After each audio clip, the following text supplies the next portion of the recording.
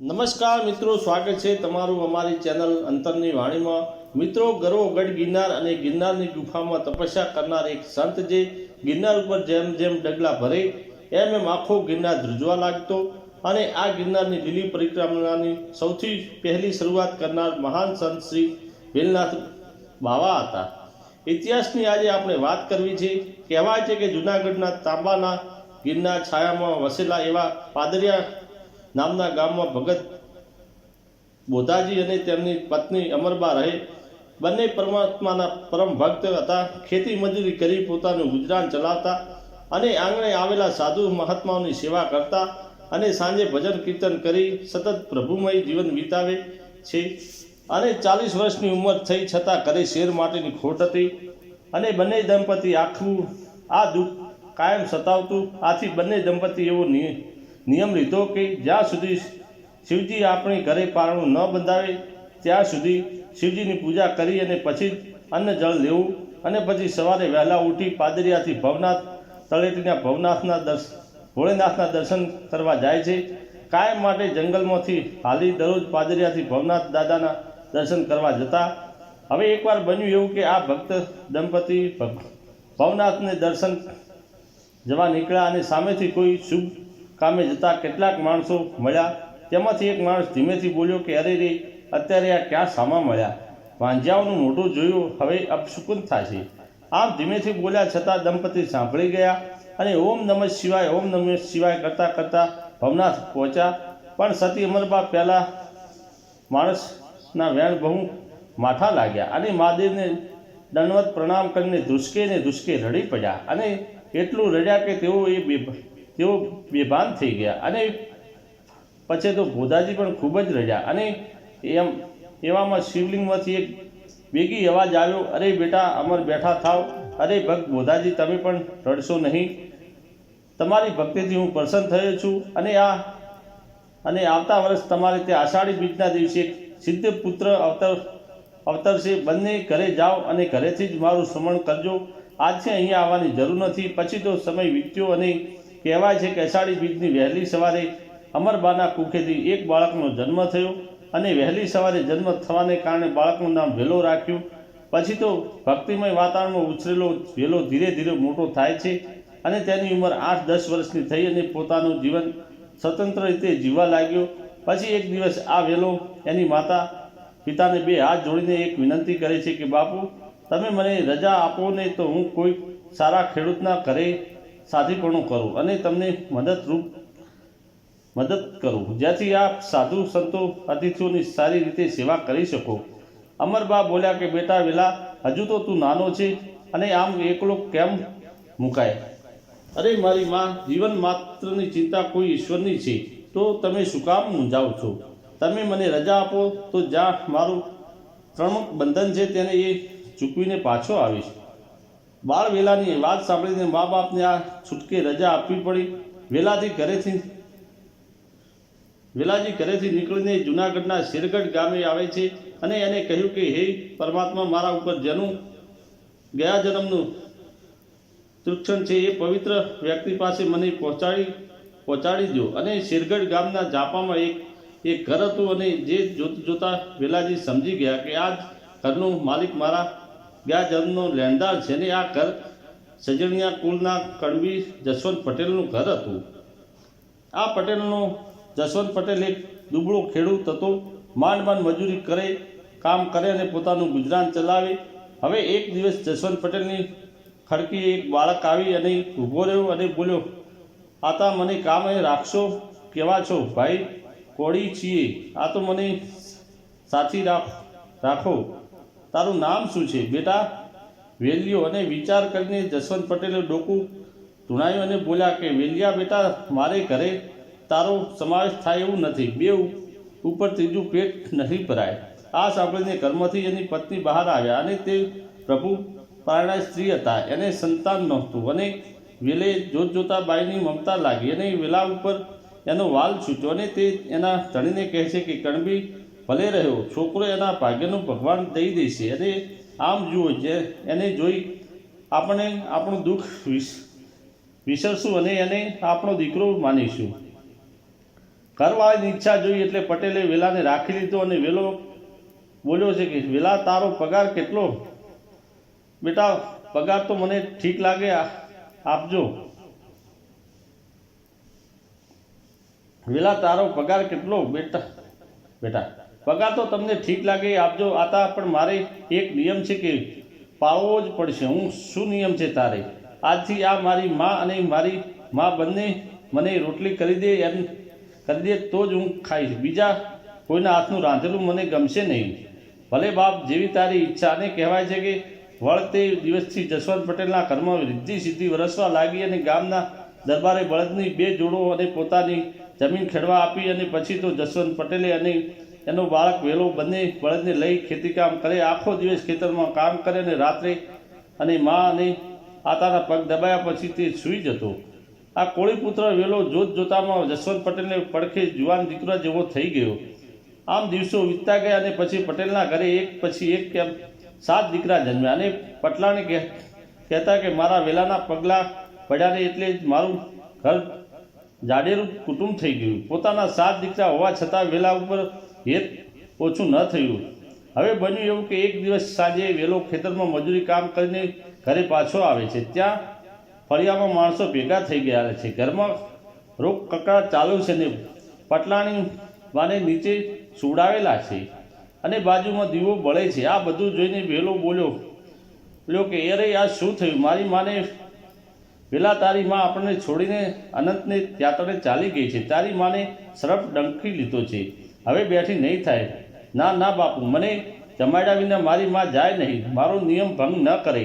અને એમ કહીને વેલો નીચે જ નમ્યો અને માને ગળે લગાવીને કહેવા લાગ્યો કે માં ઉઠો, મને રોટલી ઘડી દો, મને ભૂખ લાગી છે. અને ત્યાં તો કોણ જાણે કેમ સાપનું ઝેર ઉતરી ગયું એમ માં બેઠા થયા અને વેલાને પેટી પડ્યા અને ફરીથી ઘરમાં સોનાનો સૂરજ ઉગ્યો. પછી તો ઘણો સમય વીત્યો. પછી એક વખત ગામના એક માણસે જસવંત પટેલને રાહ કરી કે તારો સાથી ખેતરે જઈ ખીદડાના છાંયે આખો દિવસ સૂતો રહે છે અને રાત્રે જ્યાં ભજન હોય છે ત્યાં ભજન કરવા જાય છે. જો આમને આમ ચાલ્યું તો તારું તો દિવાળું નીકળી જશે. પણ આ વૈશાખ ઉતરવા આવ્યો પણ હજુય સાંઢિયાનું સુકાઈ નથી. આવી વાત સાંભળી પટેલ તો ખેતર તરફ ચાલ્યા અને મનમાં થયું કે જો વેલો ખરેખર સૂતો હોય ને તો પાટો મારીને જગાડીશ. આમ વિચારી પટેલ ખેતરે પહોંચ્યા. ત્યાં તો વેલો તો એ જ એનું કામ આપમેળે ચાલતું હતું. એનું કામ આપમેળે ચાલુ છે. કોદાળી એકલી ખોદી કરી છે. કોદાળી એની જાતે ઉછળીને સાચીને કાપી રહી છે. અને આ દ્રશ્ય જોઈને જસવંત પટેલ તો આશ્ચર્ય થઈ ગયા. અરે આ તો વેલો નહીં પણ કોઈ મહાપુરુષ છે. એના ઉપર મેં શંકા કરી, મહાપાપ બાંધ્યો. હવે પટેલે તે પસ્તાવાનો પાર નથી. આંખમાંથી આંસુ વહેવા જાય છે. અરે મહાપુરુષને હું ઓળખી ન શક્યો અને મારા ઘરે અભય ભરી દીધું અને મેં આના ઉપર કોઈની વાત માની નહીં, અવિશ્વાસ કર્યો. આ રીતે હિબકાનો અવાજ સાંભળીને વેલો જાગી ગયો અને દૂરથી આતાને રડતા જોઈ પાસે આવ્યો અને જસવંત પટેલ વેલાના પગમાં પડીને રડવા લાગ્યા અને બોલ્યા, હે મહાત્મા, મને માફ કરો. આજ સુધી મેં તમને ઓળખ્યા નહીં. આપની પાસે મજૂરી કરાવી, અવિશ્વાસ કર્યો. એટલે વેલો બોલ્યો કે આતા, મજૂરી તો મને મીઠી લાગી હતી. જો મને દીકરો થઈને રહેવા દીધો હોત ને તો હજી રોકાત અને તમારી સેવા કરો. પણ હું તો હવે પૂર્વજન્મનું ઋણ ચૂકવવા આવ્યો હતો. હવે મને રજા આપો. મારી મા અને મારા ભાઈઓ મારા રામ કહેજો અને તમે પણ મારા વંદન. ભૂલચૂક થઈ હોય તો માફ કરજો અને હું હવે જાઉં છું. પૂર્વનું ચક્ર પૂરું થયું અને તમારે કંઈ માંગવું હોય તો માંગી લો. આતા જસવંત પટેલની આંખમાંથી આંસુ પ્રવાહ રોકાતો નથી. તે વેલાને નમન કરીને એટલું કહે છે કે હવે દીકરા તરીકે નહીં પણ મહાત્મા તરીકે મારા ઘરે પધારો અને મને સેવા સત્કારનો લાભ આપો. પછી તો વેલો અને જસવંત પટેલ ઘરે આવે છે અને વેલો કહે છે કે માં, આપણી લેણદેણ હવે પૂરી થઈ. હવે મારે અહીંથી જવું પડશે. અને આ વાત સાંભળીને પટલાડીના માથે આપ ફાટી પડ્યું અને પછી વેલો માથે હાથ મૂકીને અને પૂર્વજન્મનું લેણદેણ એક ફિલ્મની જેમ દેખાડી દે છે, જેથી માને વેલા પ્રત્યેની ભાવનાઓનો મોહ છૂટે છે અને તે દિવસથી જ એક સંત તરીકે વેલાને જોવે છે.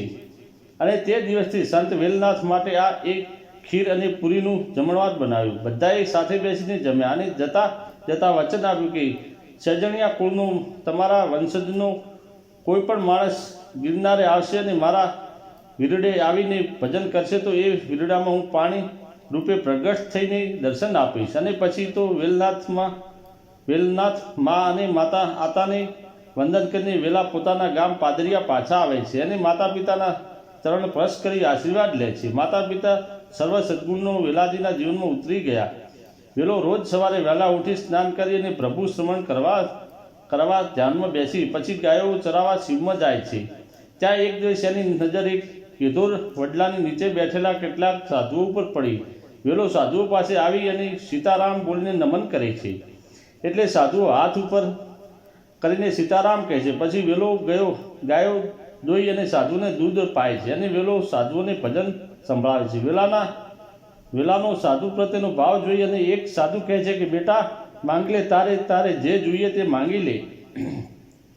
એટલે વેલો બે હાથ જોડીને કહે છે કે મહાત્મા, મને હજુ ગુરુ મળ્યા નથી, માટે તમે મને કંઠી બાંધો ને તમારો શિષ્ય બનાવો, જેથી મારો જન્મ સફળ થઈ જાય. એટલે વેલાની વાત સાંભળીને સાધુ કહે છે કે વેલા ભગત, અમે એક ગુરુના શિષ્ય છીએ અને અમારા ગુરુ વાઘનાથ બાપુ છે અને તે ગિરનારના પર્વત ઉપર આવેલા અંબાજી મંદિરના સામે ભૈરવ જપની આગળ એક ગુફામાં રહે છે. અમારા ગુરુની આજ્ઞા નથી, અમે કોઈ તને શિષ્ય ન બનાવી શકીએ. અમારા ગુરુની ગુફા આખા વર્ષમાં એક જ વખત ગુરુ પૂર્ણિમાના દિવસે ખુલે છે, માટે તું ગુરુ પૂર્ણિમાના દિવસે ગુફાએ આવજે અને વાઘનાથ બાપુને વિનંતી કરજે. એ જરૂર તારા ગુરુ બનશે અને સમય જતાં ક્યાં વાર લાગે છે. ગુરુ પૂર્ણિમાનો દિવસ આવી ગયો. વેલો માતા પિતાના આશીર્વાદ લઈ ગરવા ગિરનારની ગોદમાં આવી ચડે છે અને ભવનાથ મહાદેવના દર્શન કરી અંબાજીની ટૂંક પાસે આવેલા ભૈરવ જપની જગ્યાએ આવી એક વિશાળ ગુફા દેખાય છે અને ગુફામાં દાખલ થતાં જ જોવે છે કે તો એક વિશાળ જટાવાળા તેજસ્વી જોગી શિલા પર આસન વાળીને બેઠા હતા. સામે ધૂણો છે. આ જોગીના પંખી સાધુ વાઘનાથજી પોતે હતા અને વેલાને જોઈને તે એની દિવ્ય દ્રષ્ટિથી વેલાના જન્મ અને શિવનો અંશ છે એ જાણી ગયા અને બોલ્યા, બેટા વેલનાથ, તું મને ગુરુ બનાવવા માંગે છે, પણ મારી એક શરત છે. આ ગરવા ગિરનારના 9,84,000 સિદ્ધો અને ભગવાન દત્તાત્રેયનું રહેઠાણું છે, તો બધા આશીર્વાદ મેળવવા માટે તારે ગિરનારની 12 પરિક્રમા કરવી પડશે. મારા આશીર્વાદ તારી સાથે છે. પછી તો ગુરુ વાઘનાથના આશીર્વાદ મેળવી તે દિવસથી 12 પરિક્રમા કરવાની શરૂઆત કરે છે અને રસ્તામાં ગાઢ જંગલ અને જંગલી પશુઓ પણ જોવા મળે છે, પણ સતત ગુરુના નામથી માર્ગ એકદમ સરળ થઈ જાય છે. આ રીતે 12 પરિક્રમા પૂર્ણ કરી અને વેલનાથ વાઘનાથજી પાસે આવે છે અને પછી તો બીજે દિવસે બ્રહ્મ મુહૂર્તમાં વાઘનાથજી સર્વ નાથપંથી સાધુઓને હાજરીમાં વેલાને નાથપંથી દીક્ષા આપે છે અને વેલો મોટી અને સંત વેલનાથ બને છે. પછી તો વેલનાથ બાપુએ ઘણી સિદ્ધિઓ પ્રાપ્ત કરી અને એક દિવસ વાઘનાથ બાપુ વેલાને બોલાવીને કહે છે કે બેટા, તું તારી ભક્તિ અને સેવાથી હું ખૂબ જ પ્રસન્ન છું.